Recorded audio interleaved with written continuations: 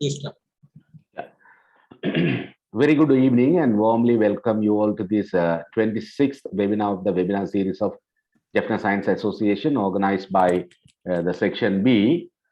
Today's topic is, will the application of cutting-edge technology in crop improvement go away the pesticides? It's a timely topic because nowadays the Sri Lankan economy crisis is not only due to the COVID, but also mainly due to this sudden policy change in organic farming and so on and so forth. So it is somewhat related. So the audience are very curious to listen this. The speaker is a head and senior lecturer, Department of Agriculture Biology, Faculty of Agriculture, University of Jaffna. Our active immediate past General Secretary, Dr. K Pakeerathan. So thank you very much, Pakeerathan, for readily accepting our invitation and kindly agree to share your knowledge and experience with us. Thank you and welcome. At the same time, I would like to thank and welcome Ms. Nirosha Aruchunan for kindly agreeing to moderate the session. Thank you and welcome. Also, I would like to welcome our Jaffna Science Association members and the audience. Particularly, I have seen a lot of maybe students, a lot of participants joined here. So thank you very much and welcome you all. Without taking much of the time, I would like to cordially invite Ms. Nirosha to moderate the session. Nirosha, please. Thank you, sir. Good evening, everyone. So thank you all for finding time and visiting today's webinar. So I'm Nirosha Archunan, lecturer, Faculty of Agriculture, University of Jaffna. It's a great opportunity for me to serve as a moderator for this 26th series of webinar of Jaffna Science Association. I cordially welcome the speaker, Dr. K Pakeerathan, and it's my honor to welcome all the professors, senior lecturers, students, and all the participants. So before starting, the participants, please let me know the voice is audible. Yes, ma'am. Yes, ma'am. Okay. Yes. Thank you. Yes. So this webinar with the topic, will the application of cutting edge technology in crop improvement go away the pesticides? So I feel it's the right platform to discuss the challenges and applicable smart technologies to preserve the agriculture. So this day will be noted to be one of those rare and wonderful moments because of our invited speaker, Dr. K Pakeerathan, Head, Department of Agricultural Biology, Faculty of Agriculture, University of Jaffna. His name echoes the essence of service and dedication and compassion. So his achievement, even when he was a student, so it's truly commendable as the mirror of his sense of commitment and hard work and passion. So he received his doctoral degree from University of Sydney, Australia in the year 2017. So from my own experience, I can tell that he is an effective time manager too. So he has held various positions in the academic and other professional bodies, for example, chairperson and coordinator for several events and projects. So this is the time to invite our speaker, Dr. K Pakeerathan, to deliver a fruitful session in this platform. Sir, I welcome you for delivering your session. Thank you, moderator of this session. So this is a wonderful opportunity to speak in the Jaffna Science Association. So therefore, I would like to first thank the president of the Jaffna Science Association and the secretary of the Jaffna Science Association and the executive members of the Jaffna Science Association, and especially thank the chairperson of the Section A, who invited me to speak on the webinar series of the Section B. So with this information, so I would like to go through directly to my topic. So my topic today is to build the application of cutting edge technologies in crop improvement, go away the pesticides. The question marks put at the end, so because it will ask several questions in your minds today. So before go into these sections, I would like to go back to the agriculture. So because in the agriculture started with the Neolithic revolutions, because from this 10,000 BC, from the hunter-gatherer period to transform to the civilizations, the agriculture started with the domestication of the crops. So mainly, the people on those days, they started a selection of these crops for their food purposes. They started civilization along with the rivers. The agricultural started to boom. So at the same time, the population also started to boom. So the question started that the increasing population, so whether this domesticated crop will satisfy the demand of that population on those 16th, 17th, 18th century. So therefore, the only option was that time to increase the extent of the cultivation. So then again, the population boomed. Then again, there was a shortage of food. So in the 1960s, so the scientists were seriously thinking of how we can mitigate these food shortages. Then they tried to invent the high-yielding varieties, especially the most stable foods of wheat and rice and the maize. They worked very hard to select the crops based on these conventional approaches of breeding methods to increase the yield of these cultivars. So therefore, the significant increase in agricultural productivity, but the varieties solely depend on these high consume of these synthetic fertilizers and improved management techniques and use of pesticides. So those green revolution varieties mainly focuses to increase the yield. In 1960, late 1960s, so they found that one. So with the green revolution, they could be able to increase the production from 740 million tons in 1960 into 1985 nearly to 1.62 billion, means several fold increase without increase the extent of cultivation, cultivable land much, nearly 4% increase of cultivable land. So the people, the scientists and the people were happy because of this high productivity. Then from the 60s, they started the several problems related to these green revolutions. These are the problems I highlighted here: the loss of soil fertility and erosion of the soil and soil toxicity and diminishing of the water and natural resources. So this is because of these overusage of these natural resources is exhausted this productivity of the land. And also these varieties consume the several fold of fertilizers and the pesticides. The continuous application of these same pesticides created the resistance against these pests. So therefore, these again scientists worked to invent the new pesticides, but they did not think about the other alternatives. So in 1962, there's a wonderful publication by the Rachel Louise Haas. The book name was The Silent Spring. So because she was a marine biologist, she published a book. She wrote a book with an impact of pesticides to the environment and the living organisms in the several ecosystems. She really focused on the DDT use and the impact of DDT in the environment. Because you know, if you are applying the pesticides, what will happen to the environment and these living organisms on these environments.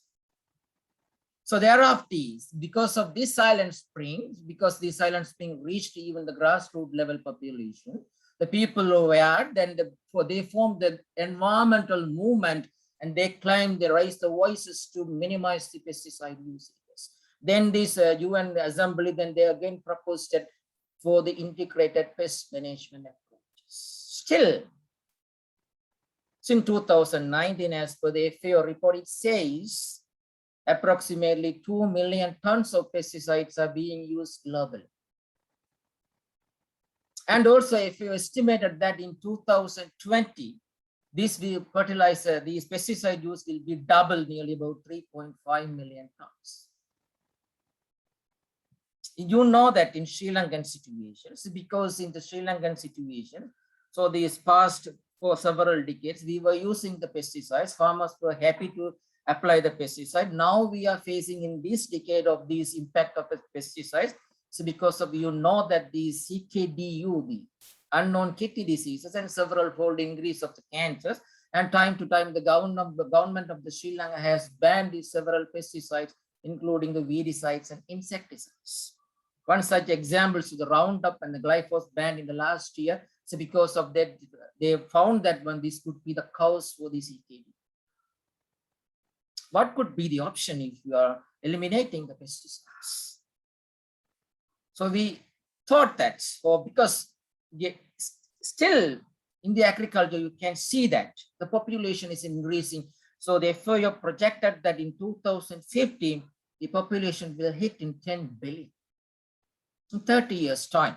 If still we have stable crops, the wheat, the rice, and maize, the production is certain extent we can increase beyond the level. We cannot go beyond the level. And also the lands available is limited. So we cannot extend the land for the cultivation. And also we have to fight with these adverse environmental changes. So if we want to produce to meet the food shortage in 2050, so definitely we should increase our food production every year by 3%. How it would be possible? So therefore, see, in the way to increase the food production by prevention of the losses caused by these pests and diseases. So as per the FAO estimation, so annually, so nearly about 40% to 36.5% of the crop production being lost by these diseases, insects, and weeds. In India alone, it has been estimated that is 60,000 crores, nearly 18%, because India and China are the largest agricultural countries. They are producing, for example, China is producing 25% of the rice needed for the world population. And also another estimate is published in the Nature, some wonderful the magazine. It estimates that the crop losses were how much of population can be fed by these losses made by these funguses, right? So it has been estimated that so nearly, if we are overcoming these losses, we can feed additionally 30% of this population currently suffering for the food. So our only target is to minimize the losses. So we cannot use overusage of the pesticides, but we have to protect our crops from the losses. How it could be? This is the question. It's the biggest questions. So then the scientists, now they are working on the green revolution too.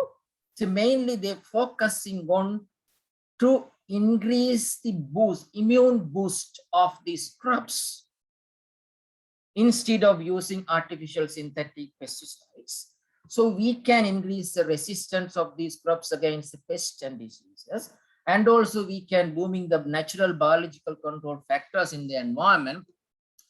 Through that, we can substantially reduce the losses made by these pests and diseases. So therefore, this green revolution too, they are focusing on to produce the varieties that are resistant to the pests and diseases as well as to the variety that can be able to tolerate in the salinity and the unexpected climate changes to mitigate these food shortages in future. So the way, if you want to increase the crop resistance, so we should go to back to up to this 2020. So because the domestication started in 10,000 BP from this time, so be 10,000 BP before present. So when they were domesticating, they mainly focused on being a variety, because that time there was not much pest competition, so because it was in the not the monocropping, because it was in the diversified cultivations, natural control factors already control these pests and diseases, like the COVID-19 now is controlling our human population. It's a natural factors. So therefore they were domesticated based on these yield, only they consider the yield factor.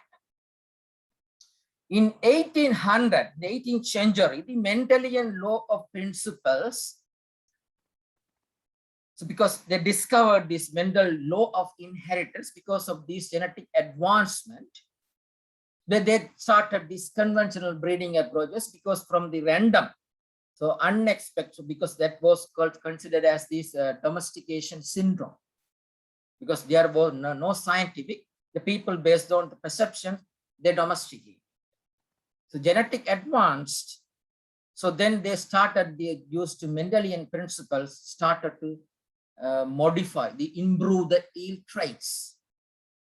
So currently, from that 18th century to 2021, there are several approaches have been followed. Time to time, several approaches invented by the several scientists. So I am going to focus today in these 4 cutting edge technologies. Nowadays, we are going to use, or we are using in several developed countries and few developing countries to improve the cultivars towards resistance. So transgenic approach was genetic modification and molecular breeding, genetic engineering, gene editing. These are these 4 cutting edge technologies currently we want to apply to prevent these losses by these pests and diseases, because we cannot use the pesticides. We cannot rely on the pesticides. So first I would like to take the transgenic approach. So transgenic approach, you all know that the plant carrying the foreign genes, because we are going to introduce the foreign genes, which mean the genes present in these other organisms could be an ideal or maybe the potential gene. If we are introducing our elite germplasm, it can maintain its resistance or induce the resistance, then there will be no pest and disease attacks. It's called transgenic plants.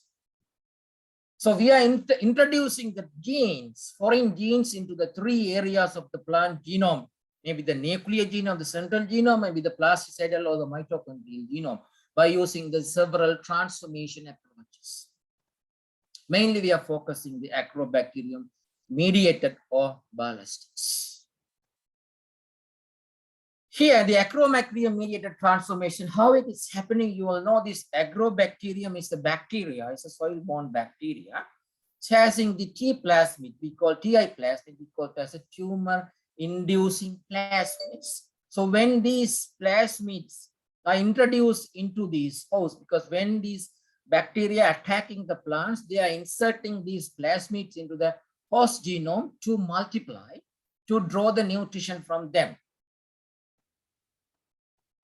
So in this, scientists, they found that once how the proliferation happened in this crown area of the plants. So they find that for this can be, so because of this genetic material inserted into the host genome, then they found that one, okay, if we are finding that any foreign gene, if we want to insert this foreign gene into the germplasm or of any host, any elite germplasms, so we can use these bacteria, because in the plasmid, so they are using this restriction enzyme, they cut the plasmids, TA plasmids, especially because these TA plasmids only can be incorporatable into this genome. And foreign gene they are inserting, So the inserted gene is transformed successfully into this genome of this crop. Then they are rescuing by using the several in vitro techniques, embryo transfer technique, embryo rescue technique, or tissue culture. Finally, we are getting the plants with these foreign genes.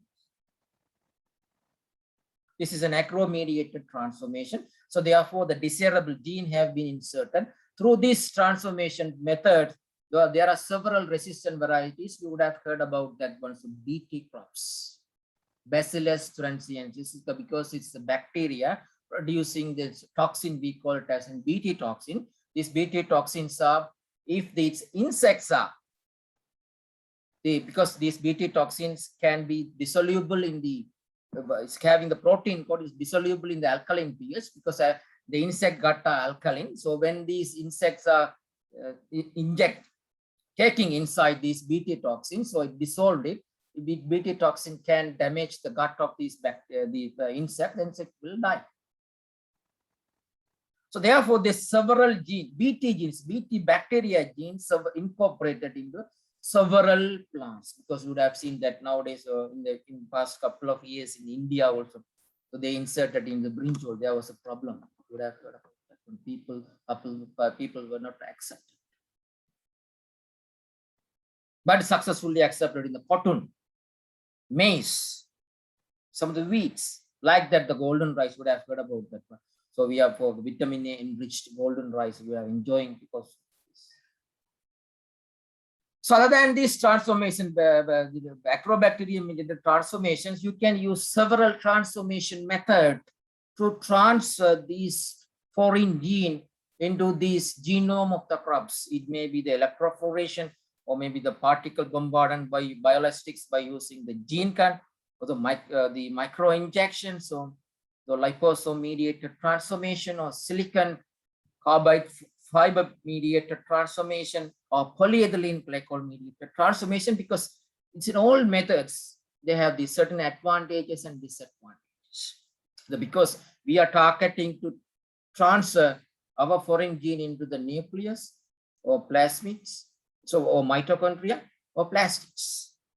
But currently, it's a preferred method is agrobacterium or the bombardment method, because it may be costly, but people they are using because of the easy transfer of this gene into the genome of the host. So this is a procedure. It's explained that how it is transferred, how it is rescued. This plant is rescued once it's, because normally, so as if these scientists, they have mentioned that we can incorporate our foreign gene into the 3 genome with maybe nucleus or plastids or the mitochondria, but they prefer the site of the plastids, chloroplast mediated. So we transfer the gene into the chloroplast because it's a maternally, it can segregate and it can go into the offspring generation, and segregation will be easy. So this is a picture. It's showing that in which applications, not only for the resistance, there are several ways for the several improvement, trait improvement, you can use these transgenic approaches. But there was a problem in the transgenic approaches because the people acceptance were less. Why? So because these we were using that antibiotic resistant genes here, so as a marker for to identify these GM crops. The people think that if this antibiotic resistant gene is drawn into this environment or passed into the environment, if it has caused any problem in the organism, so several genetic modification can happen or deleterious effect can happen. But that's what the people are not accepting. To overcome that, there are different new approaches they are using that we call as a recombinase technologies. There are 2 approaches in the recombinase technology. One is the site-specific recombination, other one is the co-transformation. So in these site-specific recombination and co-transformation approaches, so we need not to worry about the antibiotic resistant marker, but we can use now other methods to insert our desired gene very specifically, even at the complex genes, because in the crop, there is a problem of complex gene. Some are ploidy level 2, 3, maybe 6, and 8.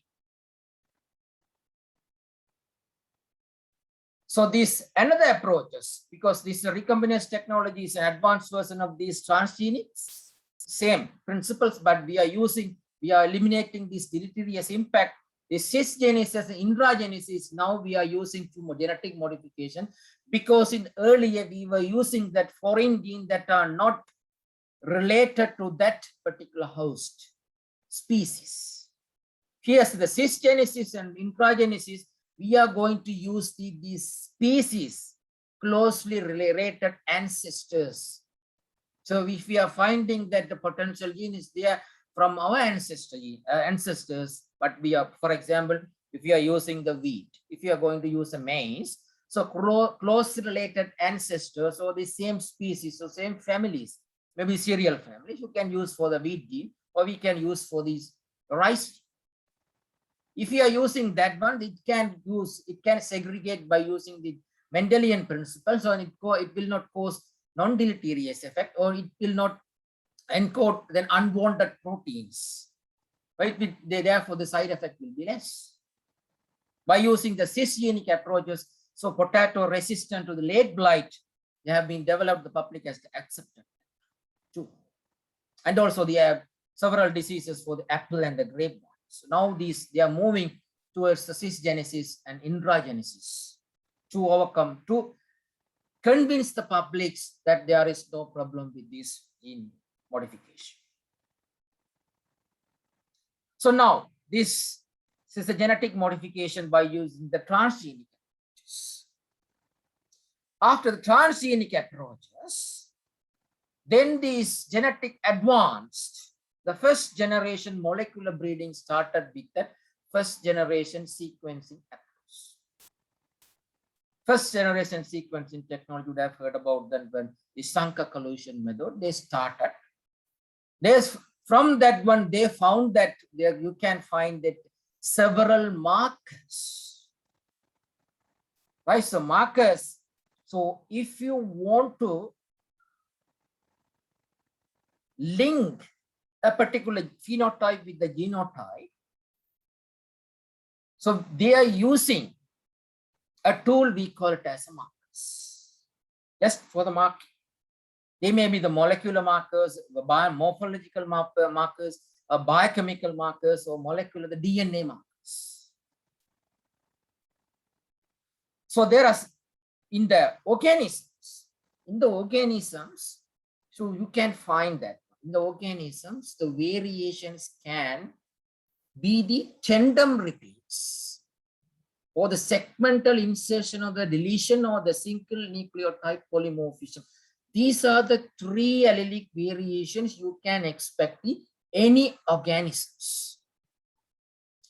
So if you are going to trace this variation present in this organism by using these 3 different kind of variations, so we can use these markers, because if the trait is a very complex, it's not easy the link with the phenotype with the genome.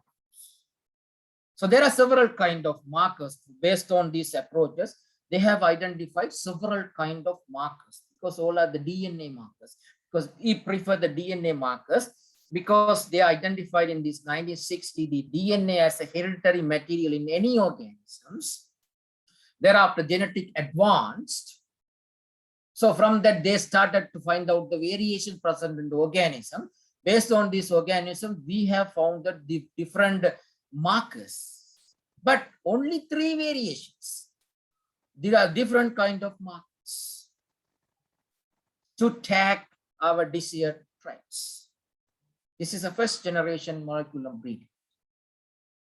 But these markers, we need to go for a polymerase chain reaction or hybridization techniques to know whether the polymorphism is there or in the particular trait in a particular organism, and you have to go for a gel electrophoresis. So therefore, you have to score again that one. This is a problem. There was a problem for scoring, it will take time. So because it's a PCR-based markers, we need to go for a gel electrophoresis. But the genomics advanced, they started because genomics, you know that one, genetics, to understand the content and organization, function and evolution of the genetic information of the whole genome. These genomic advance after the first generation sequencing, thereafter the invention of this next generation sequencing technologies. We call it as the second generation, we called as a next generation advanced sequencing technologies. So by using these technologies, several plants' genomes have been sequenced fully. From that, they know certain genes functions. So these are the several functions I have mentioned here, and also even 40 to 60% of the genes functions are unknown. So then the functional genomics advanced. So with this functional genomics, now we are using in the crop improvement because we know which gene, what is the function. Because we have sequenced many crops fully.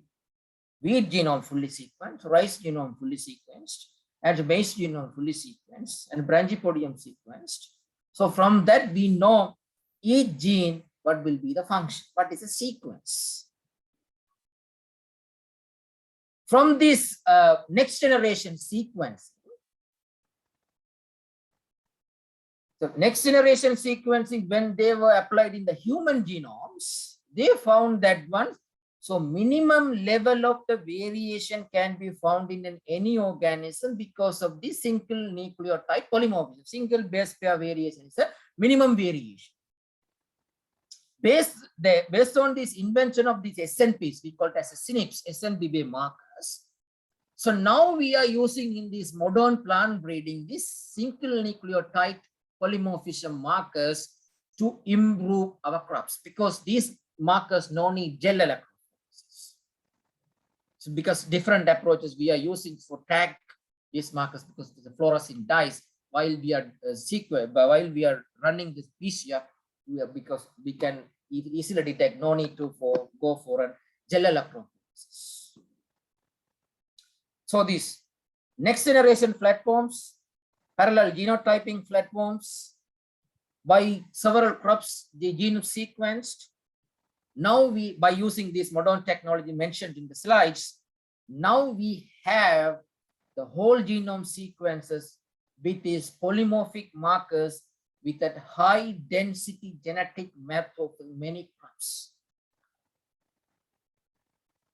So these polymorphic markers, to increase the sequence of our desired traits, what they have done is they have selected these SNPs, DNA microarrays. They have developed the beaded chips arrays.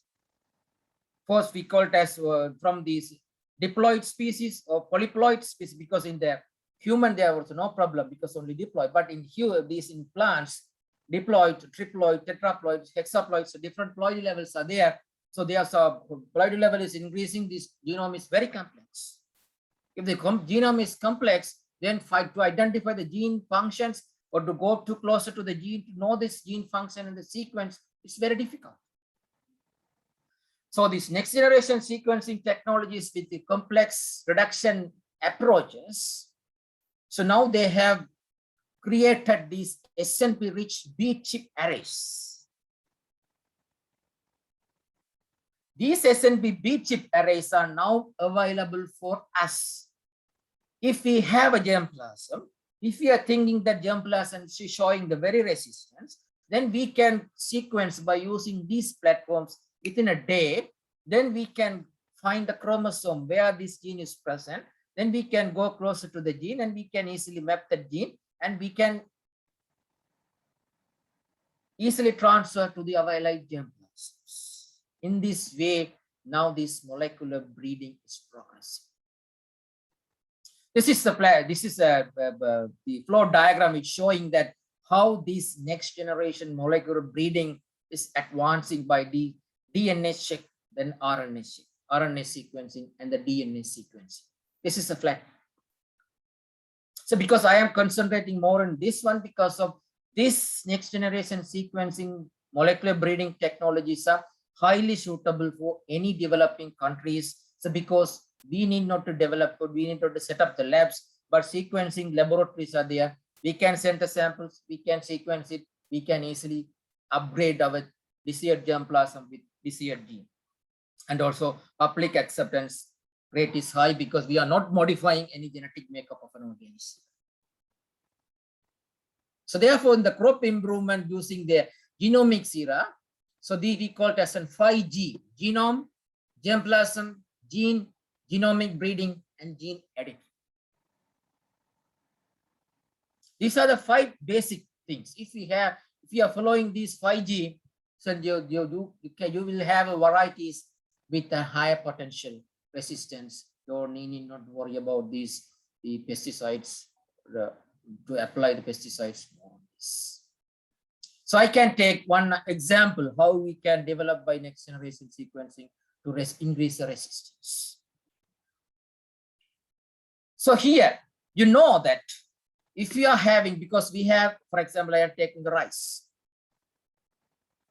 The rice, we have the several old varieties, Pachaperamal, the Periyavallai, Muttusap, the Periyavallai, Pachaperamal, the Pasunto, these are old rice varieties.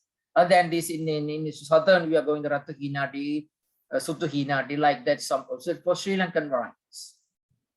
So these varieties, they may have these potential resistant genes. But in the Green Revolution, we haven't think about that resistance. But these germplasms are stored in these gene banks. Several gene banks all around the world, more than 1,640 gene banks. So several millions of germplasms are there.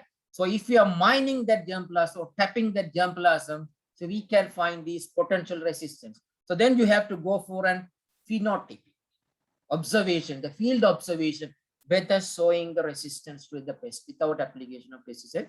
We can go for this initial field phenotype. If you are going for a field phenotyping, it will tell something is there in these varieties. So nowadays, you know, this phenotyping, for the easy phenotyping, so several advanced platforms are developed. So from these, the cameras, the image processing technologies to the UAV, unmanned aerial vehicle, even drones levels, nowadays we are using the field phenotyping. Where these disease spots are there, where these varieties are showing this, everything is there, is capturing. Because otherwise in the field phenotyping, you need several laborers with several costs. Nowadays this drone, if you are fixing this drone with the cameras with all inputted data, within a minute or within an hour, according to the extent, it will phenotype where these disease resistant, your disease potential germplasm is there, showing the resistance.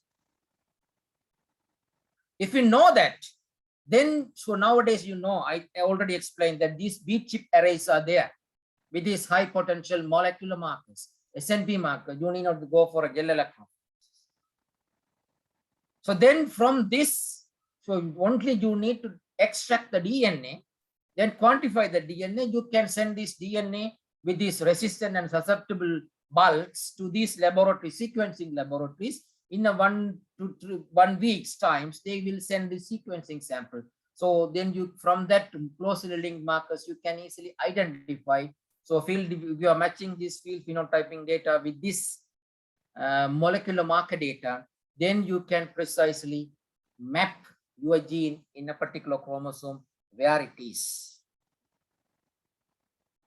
If you know, if you are going closer, if you are having the flanking markers, then this is very ideal to move your gene to the elite germplasm where you want to transfer the gene into your desired germplasm. With these molecular markers, no deleterious effect. It is very easy.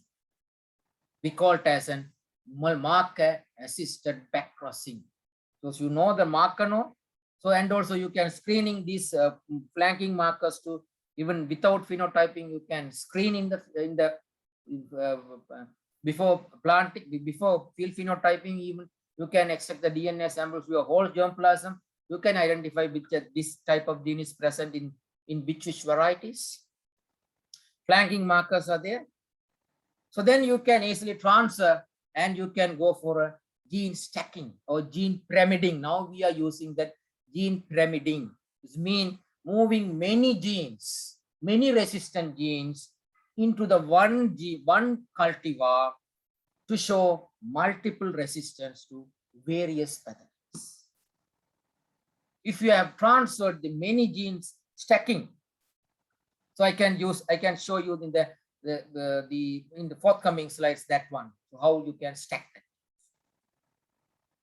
So this from this next generation breeding, the breeding approaches, we have these tools. These tools, so anywhere of the country, even the poor country or the developed country, any farmers, any breeders can use to improve their cultivars. Other than that one, so all the sequence data are deposited in these public gene-based databases. So if you want a sequence of a particular gene or the marker sequence, you can get this sequence, and also you can design or you can develop your own markers for your even the new genes if you are identifying from your germplasm. It may be the potential gene for their allied germplasm in the future. These are the gene banks. So if you are tapping that information, you can get more information from it. So now you know that I told you we are going to go for a gene stacking. So gene stacking means, so each and every germplasm having each resistant gene. Now you're having the marker. So then by using this marker, you can stack into the particular variety. So otherwise in the conventional breeding, it will take 12 to 15 years for the complete gene pyramiding. But by using the marker, within 1 to 3 years, you can successfully transfer your all resistant gene into the one variety. Near immunity level, you can do. So these are few examples. So you can read these papers, you can get it. So which are the resistant genes for which trait is successfully pyramided into the different cultivars all around the world. So therefore, so now you need not to worry about this pathogen problem. You need to go for a nasty fungicides or insecticides much.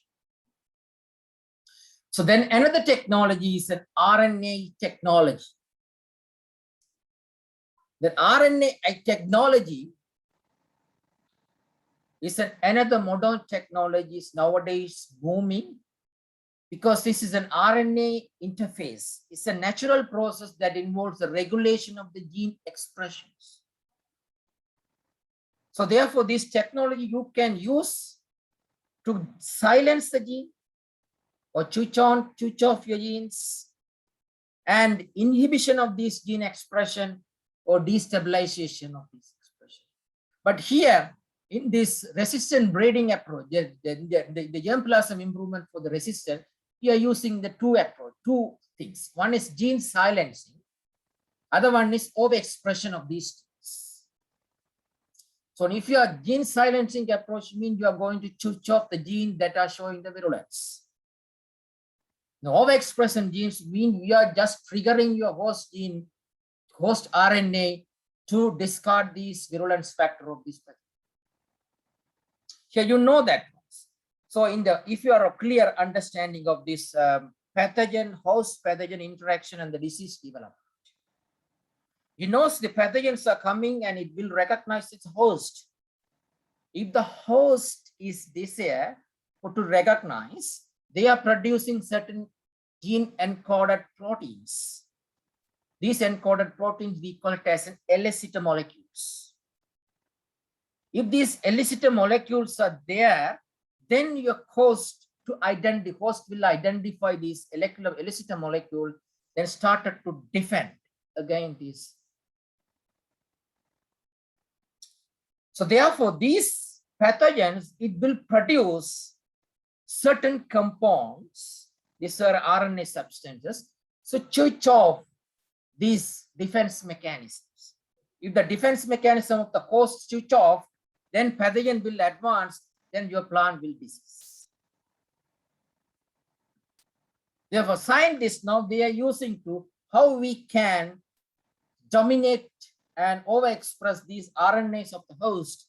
Therefore, this virulence factor of these pathogen is switch off. That is an interface technology. We can show it here, RNA pathways here. So normally the plant viruses, RNA viruses, they have a single strand RNA. So this single strand RNA viruses, if they are introduced or entered into the host, they will use the host to replicate. If these RNA viruses want to replicate, then they will produce a dsRNA, double-stranded RNA. This double-stranded RNA is present in their host.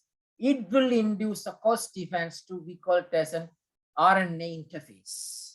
So therefore, the host defense factor induced, then it will try to break mRNAs or break the mRNAs of the viruses, mainly viruses. Then the virus will not replicate, so the host will win. There will be no disease. This technology is now, it has been proved. Several, other than this RNA technology, so nowadays we are using the double-stranded RNA replicative intermediate to often induce an over-triggering of RNA of the host. And also thereafter the microRNA, miRNAs, is a class of endogenous non-coding regulatory RNAs. That is also we are trying to alter, the scientists try to alter to increase the resistance of these groups. So this RNA interface, no need, earlier we were using to modify the crops. But nowadays, we need not to worry about to modify the crops. We can, from the outside application also, we can trigger these plants. Here, some of these application of the RNA. So you need not to worry about to modify the plant's RNA functions. So just we are applying over the host also, it will go in our root application or the foliar application. It will trigger this RNA of the host. Therefore, these pathogens attack will be diminished or reduced. So by using these techniques, so there are several crops in several genes overexpressed or silenced. Especially earlier varieties, they focus to other viruses. Nowadays, they are using for fungus and bacteria or insects, many insects. The last technique we are using to crop improvement is gene editing. Early genetic modification, now we are using the gene editing. Gene editing means we are not going to use the foreign gene, but we are going to use, because we know the genome, our genome. So where the gene is there, we know. Now we are going to cut and repair the genome of crops. That is, we call it as a gene editing. So gene editing is another approach where you want to cut, you can cut it, the genome. Where you want to insert your desired gene, you can insert it. It's a precise cut and precise insertion. There are three methods by is being used. Early started in earlier century, but it's now being used. First, we call it as a zinc finger nucleases and transcription activator-like effector nucleases. We call it as a telex. And another one nowadays booming, we call it as a CRISPR-9, CRISPR-Cas9. Clustered regulatory interspace short pleiotropic repeat. These are what? So because actually these are the double-stranded break, because we are going to use these the enzymes to cut in double strand of the DNA of the double-strand DNA portion of the genome of a particular crop. So therefore, it will repair automatically by their own mechanisms. Or at the time while they are repairing, we are going to insert our target gene or desired gene into that genome. So therefore, once it has been engineered, that new genome may carry our disease. Right? So earlier, so therefore, mainly focus earlier, the gene editing, they mainly focus in the sulfans and the talents, these approaches. Nowadays, with this Cas9, so now we are using mainly focusing on the CRISPR9 editing because it's a very precise editing. So while you are editing, while you can insert in small cut in various sequence bases, and also you can guide for cutting. Here, this is a picture it's showing. So you can use the Cas9 nucleases for the smart cut of your genome. While you are cutting, while it is repairing, you can insert, so whether non-homologous end joining point or the homology directed DNA repair point, you can insert your donor DNA. By using this approach also, you can very quickly insert your foreign gene or genes from the clone gene with the non-function gene into the desired germplasm without facing any difficulties but we faced in the transgenic application earlier. So these are the picture showing that in which way you can cut, in which purpose you can cut to insert your desired. So earlier I told you, these in the plant breeding approaches for improvement of a crop for the resistant breeding. The traditional breeding, it took a long time. Now these modern breeding approaches, from these next generation breeding approaches to the precise genome editing, we have at least reduced into half the improvement time. So therefore, it's a fast breeding. If the fast breed, because we need to mitigate our food shortages. If we are using without these cutting edge technologies, we could not achieve the resistance. That's what we are using. So even though the CRISPR-Cas9 technology also you can use without cutting the plants, even you can spray automatically desired cut at the time. You can RNA is guiding. By guiding, you can insert the desired gene. So by using this Cas9, so the several genes has been transferred into different plants to show the resistance, to get the desired level of resistance. Here, these are some of these examples and the pathogen for which pathogens or which immune level we have changed. This CRISPR9, all these summarizing here it is. So you can read, for many papers are there for genome editing. So many people now they are telling about this COVID-19, whether it is edited or not. It's a confused, right? Confusing. So this is approaches. We used cutting edge technologies for improvement of the resistant breeding. So without improve the crops, we can also reduce the pesticide application. First method we can use is an early detection method. Nowadays, we are coupling the smart technologies with an agriculture. You know, the computer vision technologies have developed. Now, image processing technologies have been developed. So therefore, what we are doing is we are using the drones. So drone, while they are flying, it is capturing the insect picture immediately or disease picture, immediately transfer the messages to the databases. From the databases, we can identify where that disease is initiating. Immediately on that point, we can take action. And also we can know whether it is an insect pest or the beneficial organisms. This is an image processing techniques how you can read, get from the papers. Another one techniques are nowadays scientists to minimize the pesticide application, bees as sprayers. You would have heard about that once, bees, honeybees. These are the beneficial organisms we are going for the pollinations. So whatever the variation, whatever the high yielding we are getting because of these bees, because they are play a major role for improvement of the crops, because they are going and coming inside the flowers.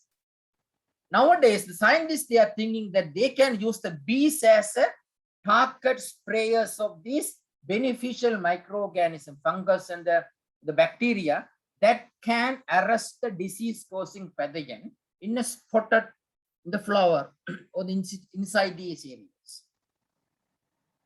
Transport in a particular specific place where it need certain place. Therefore, your pesticide applications tremendously you can decline. Another approaches I told you is the intelligent spray system. Intelligent spray system is a drones-based spray system. So the cameras are there. Cameras will first scan the crop. The scan the crop is if it is detecting AIs, artificial intelligence are there.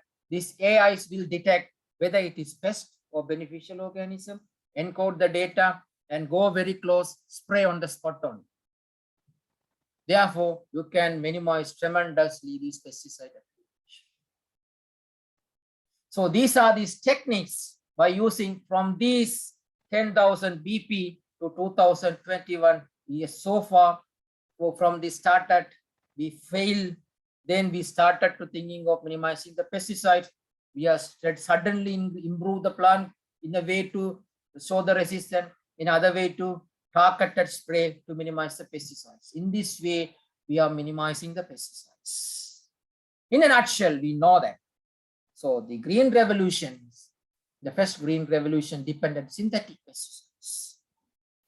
So therefore, the green revolution 2 focusing on the fold made in the green revolution 1 to increase the crop resistance in a sustainable way to minimize this the nasty pesticide applications. And golden opportunities are there through these technologies to reduce these unwanted pesticide applications. So therefore, we should work together for the zero tolerance. By using the resistant breeding program in wheat only, in Australia, it has been estimated that they annually they are saving $289 million annually by this resistant breeding program. You can imagine that if you are implementing these all crops, how much pesticide you can reduce. So with this, I would like to thank Jaffna Science Association for giving me an opportunity to deliver this talk. With that, so as a take-home message, so how you are going to continue breeding crops to feed 10 billion people without pesticides. This mind. Thank you very much for my patience. If you have any questions, you can ask. Thank you, sir, for your valuable session. And I hope you all had an interesting session. So this is the time for the opening session for the discussion. So participant, you can ask the questions and you can have a clarification on your doubts.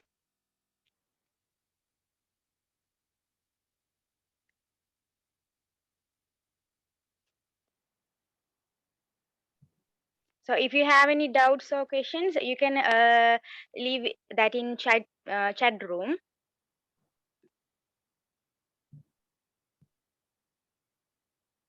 Dr. Pakeerathan, I have a question that these techniques, how much we are using in our country or implementation in Sri Lanka, or what are the drawbacks or barriers to implement these techniques in our country? So in Sri Lanka, the genetic modifications until last year, still this year as well, they haven't given any permission to genetic modification of the crops.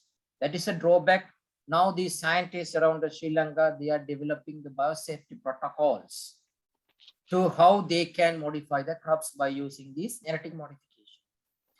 In the other way around, these next generation breeding approaches, still we are not very much focusing on these sequence-based approaches to tag our resistant or genotype our available germplasm to increase these resistant breeding approaches. So now I hope that this is because of the there is a coordination problem between the Department of Agriculture and the Faculty of Agriculture, the Department of Agriculture and the Faculty of Agriculture, so because of the faculty academics are working independently and department research officers are working independently. So therefore, if they are coming closer only, so they can think much about. But in few universities in Pakeerathan and Rugunu University started with this the first generation breeding, not in the next generation breeding. So we have to go.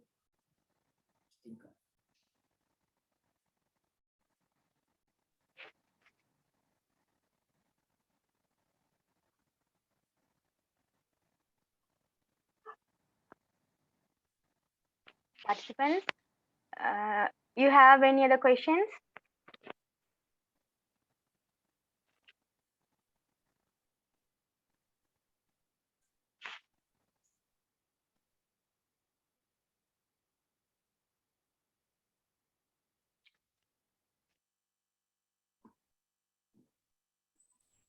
Excuse me, sir. Yeah. Sir, we think about one GM crop. Over time, there will be a possibility to form familiarized pesticide against that particular GM crop. So, how can we find a solution for that, sir? Because I could not get your questions because genetic modification. So this means familiarize the pest or disease, right? You're asking. I could not get, so I hope that she is asking that if the pathogen familiarize, what would be the option, right? Yes, sir. Yes, sir. So that's what nowadays, because if we are going for a single gene transfer or single resistant gene, there is a problem of the breakage. That's what now we are gene pyramiding. Many possible genes we are targeting and incorporating in one particular cultivar for the long lasting effect. If it is one gene knocked out, other gene will work. Continuous effort is needed.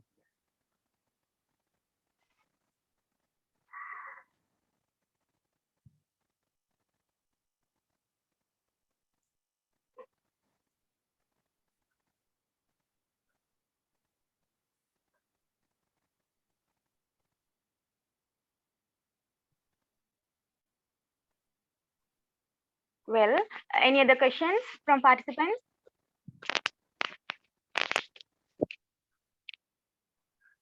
Hello, sir. Yeah. Sir, that genetic editing or this type of technology, use any varieties are available in nowadays in our country because of the nowadays is government also so many policy also organic type because our farmers are a very big problem in the wheat problem. So wheat resistant varieties especially in the paddy, any varieties are having available in our country. So because we cannot create a resistance against wheat, right?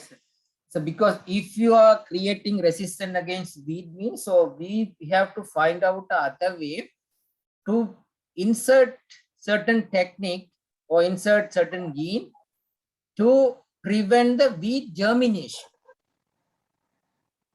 Because wheat is also plant, no? So problem is for the weed removal nowadays advancedly what they are using is they are using the infrared technologies, magnetic resonance technology. This magnetic resonance technology, what it will do is, so specifically you have to use like an mopper. These mean what we have in using here like a heater, like heater. You have to take this heater like appliance. You have to again the weed. You have to use it by using this magnetic resonance technology. It will kill the weeds, right?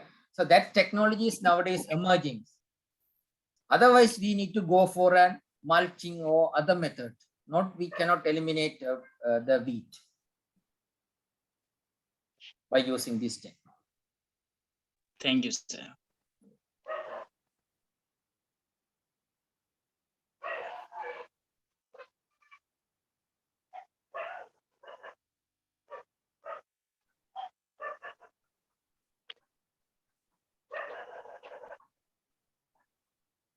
Dear participants, you can clear your doubts and questions.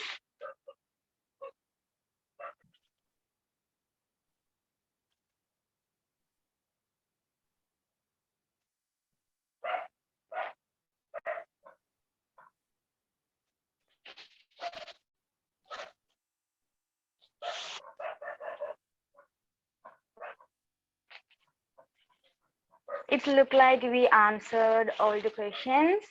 Sir, is there anything else you would like to mention in discussion part?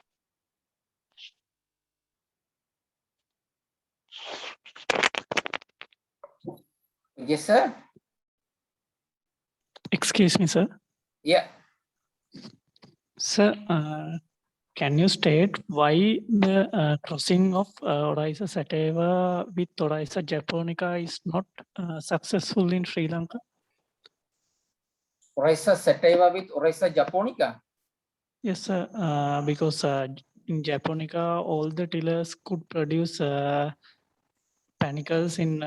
In China, they produce it with GM crops, but in Sri Lanka, they have tried it with Oryza sativa, but it was not successful. So because the problem is certain gene present in these similar genomes also, so we cannot make together, cannot combine them, right? So that's how I told you now the cisgenics is this method. If you are using, you can easily combine, right? So the scientists in Sri Lanka should think about that one nowadays, because we are talking about these high yielding varieties. So the high yielding varieties, they try to develop our own varieties much, but they haven't think with this japonica and Oryza sativa. So because in other countries they have developed. So because in our people consumer preference also they are, that they prefer the Ratukina tea, Sutukina tea, or Pachaperumalon, those varieties, the Sampa varieties for the Sri Lankan people. So that it gives a good tea. That's how they haven't much focus on those japonica varieties. But if they want, nowadays this technology is available, they can try. It will be successful. Nowadays, scientists are working on to insert the gluten gene present in the wheat into the rice. So if it is introducing this gluten gene into the rice, then there will not be a problem to depend on the wheat on other countries. But there will be some barriers because certain genes, we cannot get it from one plant to another plant because of these patents problems, right?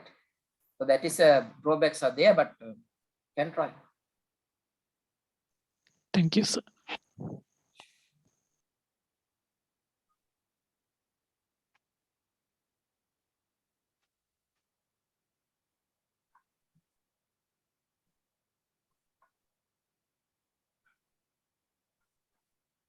Yeah, and I hope that in the absence of the questions, and we can wind up the session.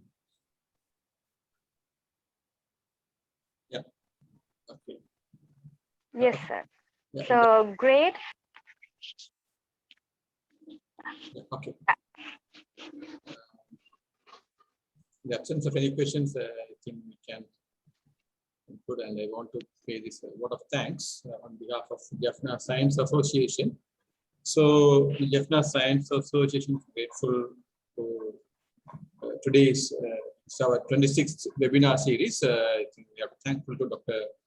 Pakeerathan, head and senior lecturer in biology, Mr. Jaffna. So he explained well about the real burden with the pesticides and the new technologies and how can we overcome this pesticide problems and how can we save our people and the environment. So these pesticides causing a lot of health problems and environmental damages and things. So really we need cross-cutting technologies for overcome that. So he detailed and explained well about the technology, about this new technologies, how can we overcome. So we hope, I think in Sri Lanka also we can practice that and we can do more local variants and the crops in the local settings. We have to, I think it's a long path that we have to go. I think a lot of students are here today. I think they know what we have to do and learn. So thank you, Dr. Pakeerathan, for this excellent presentation and your time. Yes, so on behalf of Jaffna Science Association, I have to thank you. Thank you so much for things. And also I have to thank our moderator, Ms. Nirosha, for introducing our speaker and also moderated this discussion part. Thank you so much. And also I have to thank Dr. Kannan, the chairperson of Applied Science of Jaffna Science Association and the sectional committee for organizing this session. I know Dr. Kannan, I think he's, even though it's a difficult time, I think he able to manage and bring this session very active. So thank you, Dr. Kannan and the Section B committee. And also I have to thank our JSA President, Professor Kannadasan, for introducing this session and welcoming the sessions and coordinated this. And also I have to thank all the participants. I think today morning, I think more than 150 participants were there at the beginning. So I think a lot of students were here.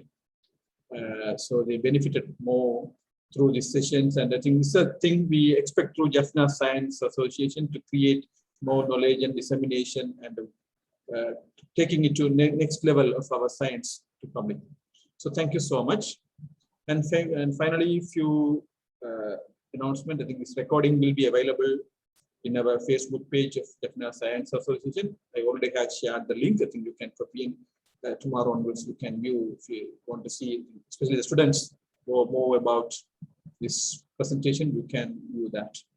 And also this is a weekly session. Every week we are having this webinar series of Jaffna Science Association. So every week, Wednesdays at 7:30 p.m. onwards, we are having this. You can use the same ID.